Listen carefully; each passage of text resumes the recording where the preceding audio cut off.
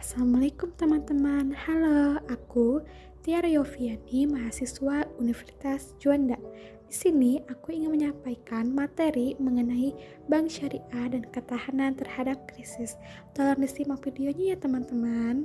Materi yang akan disampaikan ada 4 teman-teman. Yang pertama, luput dari virus atau negative spread. Yang kedua, posisi bank syariah. Yang ketiga, menjadikan profesional pengelola bank syariah. Dan yang keempat, perlunya penyertaan modal pemerintah. Topik 1. Luput dari virus atau negative spread. Menjalankan prinsip syariah tak hanya mendatangkan berkah. Lebih dari itu, mengoperasikan prinsip syariah juga membuka peluang menanggung utang pada kondisi-kondisi yang tidak normal. Kala itu, di saat perbankan nasional tengah dijangkit virus negative spread, kerugian akibat bunga simpanan lebih tinggi dari bunga kredit bank-bank yang menerapkan prinsip bagi hasil melenggang tanpa beban. Di awal krisis pertengahan tahun 1997, bank-bank konvensional bertumbangan. Bank Muamalat Indonesia, satu-satunya bank syariah yang ada di tanah air saat itu, tetap tegar. Waktu itu, Bank Indonesia menerapkan Thin Money Policy atau kebijakan uang ketat dengan menerapkan bunga simpanan mencapai 70%. Dengan cara ini pula, mereka berharap masyarakat tidak membeli dolar Amerika Serikat yang tengah menekan rupiah. Namun, di sisi lain, kebijakan ini menjadi beban berat yang harus dipikul dunia perbankan, yaitu konvensional. Topik 2. Posisi bank syariah. Bila bank konvensional tak juga menemukan vaksin penangkal virus negatif spread, perbankan syariah relatif imun, bahkan tak tersentuh. Bank Muamalat Indonesia atau BMI yang kemudian disusul oleh Bank Syariah Mandiri, buktinya lolos dari lubang jarum ini saat bank-bank lain berjatuhan. Itu karena bank syariah tak menggunakan instrumen bunga. Nurdin memastikan bank-bank yang berbasis syariah itu luput dari virus mematikan itu. Sebab, katanya bank-bank syariah sedikit berbeda dengan bank konvensional dalam menentukan nasabah atau debitur. Setelah satu dasawarsa perbankan Islam eksis di Indonesia, apa yang kini menjadi kendala potensial penghambat pertumbuhannya? Banyak kalangan menyebut modal sebagai batu sandungan paling real. Ini tidak salah, kenyataannya modal yang dimiliki oleh perbankan syariah tak ada 1%-nya dari akumulasi modal perbankan konvensional. Namun, sesungguhnya modal bukanlah segalanya. Persoalan yang dihadapi perbankan syariah kini seperti halnya masalah perbankan konvensional. Menyalurkan kredit, bedanya, peran intermediasi perbankan syariah lebih menonjol daripada sejawatnya yang konvensional.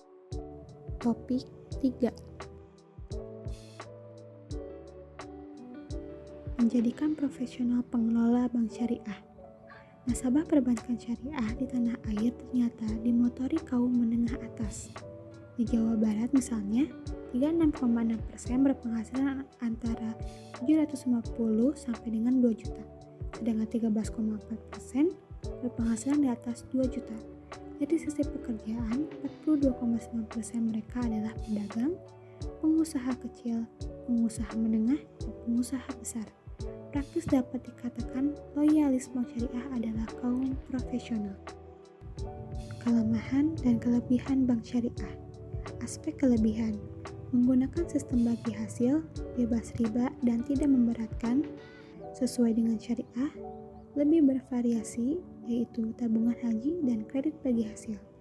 Aspek kelemahan: transaksi belum jelas, jasa pinjamannya tinggi, bagi hasil sama saja dengan bunga secara bisnis, informasi dan sosialisasi masih kurang. Topik 4. Perlunya penyertaan modal pemerintah.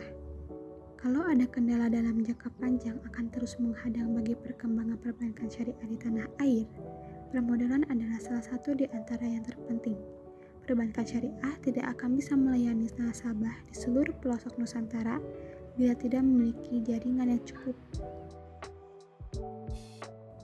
Pada sisi lain, bank harus melakukan prinsip kehati-hatian atau prudential banking dalam operasinya. Dalam mengalokasikan modal untuk pengembangan itu, mereka juga terikat untuk menjaga ketentuan-ketentuan seperti rasio kecukupan modal atau Capital Adequacy Ratio atau CER yang tak boleh kurang dari 8%. Artinya, baik untuk pengembangan jaringan maupun untuk memperkuat struktur modal diperlukan dana yang besar. Direktur Utama Bank Muamalat Indonesia, A. Yamin Amin, adalah salah satu dari sekian banyak pemerhati bank syariah yang mempunyai usul menarik. Bagaimana bila pemerintah ikut menyertakan modalnya dalam bank syariah? Harapan agar pemerintah menyertakan modal itu ternyata diamini oleh Bank Indonesia. Selama penyertaan itu merupakan aspirasi dari masyarakat luas, BI juga mendukung. Perlakuan yang adil kepada bank berbasis bagi hasil menurut Riawan pantas dikedepankan pemerintah. Itu karena undang-undang mengatur perbankan mensejajarkan antara bank syariah dengan bank konvensional. Thank you for listening. Terima kasih teman-teman udah mendengarkan mengenai materi manajemen bank Islam. See you.